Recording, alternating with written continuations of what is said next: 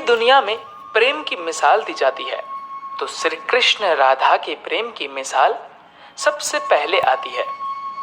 राधा श्री कृष्ण के प्रेम को जीवात्मा तथा परमात्मा का मिलन कहा जाता है। राधा श्री कृष्ण का बचपन का प्यार थी। श्री कृष्ण जब 8 साल के थे तब दोनों ने प्रेम की अनुभूति की। राधा श्री कृष्ण के दैवीय गुणों से परिचित थी। उन्होंने जिंदगी भर अपने मन में प्रेम की स्मृतियों को बनाए रखा। यही उनके रिश्ते की सबसे बड़ी खूबसूरती है।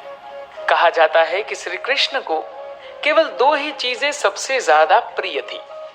ये दोनों चीजें भी आपस में एक दूसरे से गहराई से जुड़ी हुई थी, और वो 2 चीजें यानी बांसुरी और राधा।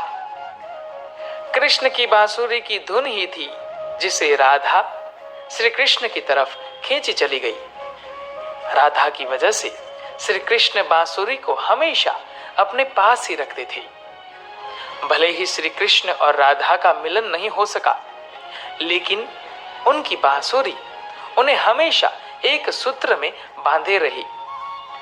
श्री कृष्ण के जितने भी चित्रण मिलते हैं उनमें बांसुरी जरूर रहती है। बांसुरी श्री कृष्ण के राधा के प्रति प्रेम का प्रतीक है। वैसे तो राधा से जुड़ी कई अलग अलग विवरण मौजूद है, लेकिन एक प्रचलित कहानी नीचे दी गई है। भगवान श्री कृष्ण से राधा पहली बार तब अलग हुई जब मामा कंस ने बलराम और कृष्ण को आमंत्रित किया। वृंदावन के लोग ये खबर सुनकर दुखी हो गए। मथुरा जाने से पहले श्री कृष्ण राधा से मिले थे।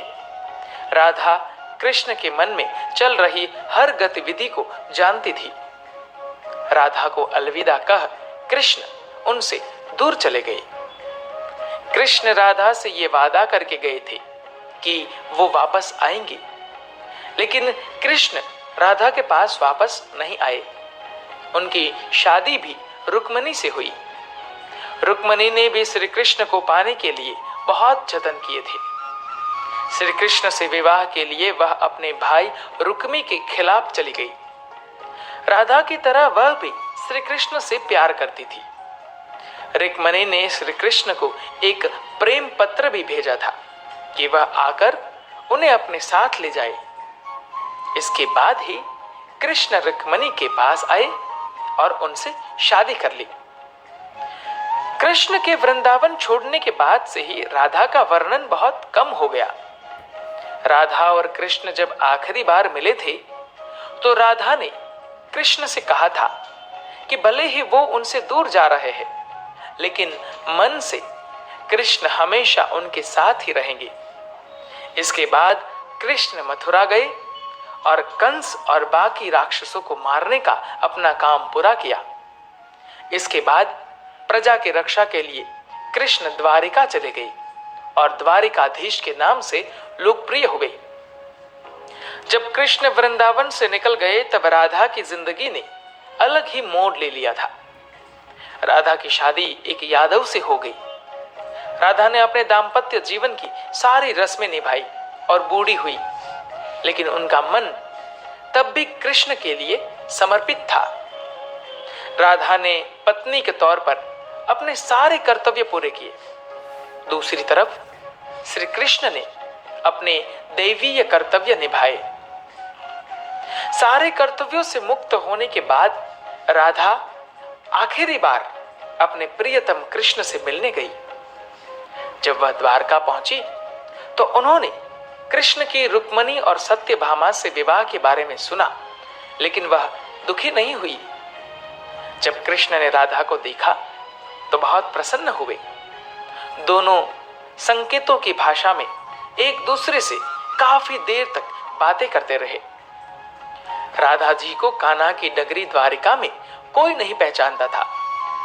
राधा के अनुरोध पर कृष्ण ने उन्हें महल में एक देविका के रूप में नियुक्त किया। राधा दिन भर महल में रहती थी और महल से जुड़े कार्य देखती थी। मौका मिलते ही वह कृष्ण के दर्शन कर लेती थी। लेकिन महल में राधा ने श्री कृष्ण के साथ पहले की तरह का आध्यात्मिक जुड़ाव महसूस नहीं कर पा रही थी। इसलिए राधा ने महल से दूर जाना तय किया। उन्होंने सोचा कि वह दूर जाकर दोबारा श्री कृष्ण के साथ गहरा आत्मीय संबंध स्थापित कर पाएंगी। उन्हें नहीं पता था कि वह कहां जा रही है, लेकिन भगवान श्री कृष्ण जानते थे। धीरे धीरे समय बीता और राधा बिल्कुल अकेली और कमजोर हो गई। उस वक्त उन्हें भगवान श्री कृष्ण की आवश्यकता पड़ी।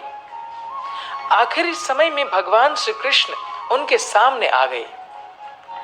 कृष्ण ने राधा से कहा कि वह उनसे कुछ मांगे, लेकिन राधा ने मना कर दिया।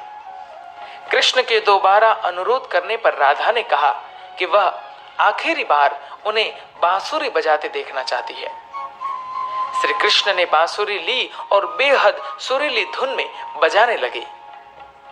श्री कृष्ण ने दिन रात बांसुरी बजाई, जब तक राधा आध्यात्मिक रूप से कृष्ण में विलीन नहीं हो गई। बांसुरी की धुन सुनते सुनते राधा ने अपने शरीर का त्याग कर दिया। हालांकि भगवान कृष्ण जानते थे कि उनका प्रेम अमर है, बावजूद वे राधा की मृत्यु को बर्दाश्त नहीं कर सके। कृष्ण ने प्रेम के प्रतीकात्मक अंत के रूप में बांसुरी तोड़कर झाड़ी में फेंक दी। उसके बाद से श्री कृष्ण ने जीवन भर बांसुरी या कोई अन्य वादक यंत्र नहीं बजाया। कहा जाता है कि जब द्वापर युग में नारायण ने श्री कृष्ण का जन्म लिया था, तब मां लक्ष्मी ने राधा रानी के रूप में जन्म लिया था, ताकि मृत्यु लोक में भी वे उनके साथ ही रहे। महाभारत के तुरंत बाद कैसे कलयुग की शुरुआत हुई। चारों तरफ पाप हो रहे हैं, कलयुग है भाई। हिंसा हो रही है, कलयुग है भाई। बच्चे माता पिता को घर से निकाल रहे हैं, कैसी कलयुगी संतान है। बच्चियों की इज्जत खतरे में है। सब कुछ कलयुग की देन है।